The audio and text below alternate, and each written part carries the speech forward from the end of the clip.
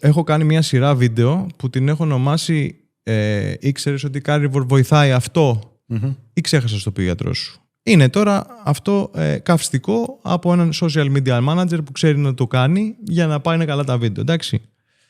Μέσα σε αυτό όμως περνά το μήνυμά μου. Ένα από αυτά τα βίντεο είχε τη σκλήνηση κατά πλάκας, λοιπόν. Που ναι, βοηθάει η Carnivore. Και μάλιστα επειδή ήξερα ότι θα γίνει ο χαμός, είχα βάλει καπάκια δεύτερο βίντεο με συνέντευξη γιατρού από την Αμερική, ο οποίος μιλάει γι' αυτό και πώς ένας άνθρωπος με σκλήνηση κατά πλάκας σηκώθηκε. Και μάλιστα ο άνθρωπος αυτός ήταν άλλος γιατρός. Άντε τώρα. Λοιπόν, έκανα τα βίντεο αυτά και μου στείλανε μηνύματα ένα βράδυ, λοιπόν, κάποιοι από έναν οργανισμό, δεν ξέρω τι, σκλήνηση κατά πλάκας ασθενών κτλ., ότι κατέβασα τα βίντεο γιατί θα σου κάνουμε μήνυση. Και επειδή εγώ έχω μια οικογένεια και δεν έχω καμιά όρεξη να ανοίγω κουβέντες, το κατέβασα το βίντεο και δεν ξαναμιλά πια γι' αυτό.